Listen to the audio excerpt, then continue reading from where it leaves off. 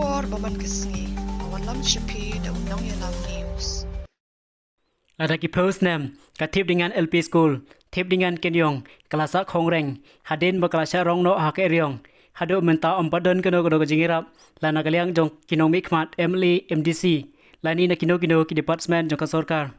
kumwei na kinong shong bat kumwei ukhana school berem jong ka school ngadap na jisokhia halor ka school kumta kumwei samrarang ba jong ka shinong lengba unong ilam news ngan sechim ka senjam ringkat bat katim ka jongi pangilait bat tit jingkhang jong ka sarkar hadu kami ke jong minister badai pe jong education panlait pan report ik kaba ngelayo ban ringdor bat sakhi delag jong ki khamat hagini gipnai banwan jong ka snem banwan ngin salait ban ikendo ikin minister panekren halor ki jinge jong ka school ringkat bat kawai pat ka school ka upper primary school Port Umiap kini berarti ki school kini ki bahap hapo jong Karanikor block Southwest Kasil district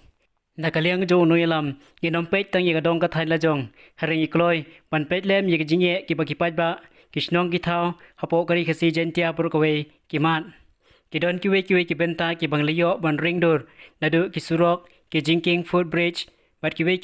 ki bangin select ban ikendo ik minister ban bu ke jingkarpat hakmat jongki bakiniarap lem ye jinge bakipaj ba bat kishnong ki thau ki mat ni boru ka jingkarpat e pheki paj ba mapinai ka jingkarsan lem ye ka channel ka jongi bangila ban le bat pendap ik ka bangi thmu ban ngi angnut ban kentiu lem ye ka jinge ka bakipaj ba ki mat hak imlang ka salang bat hakari bat ka jai ban riu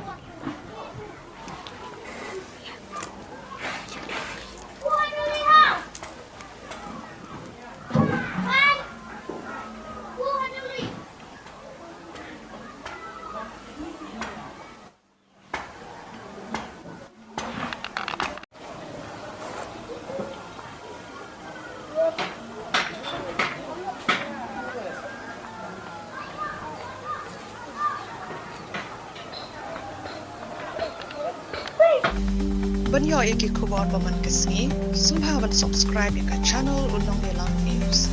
Kumle shibu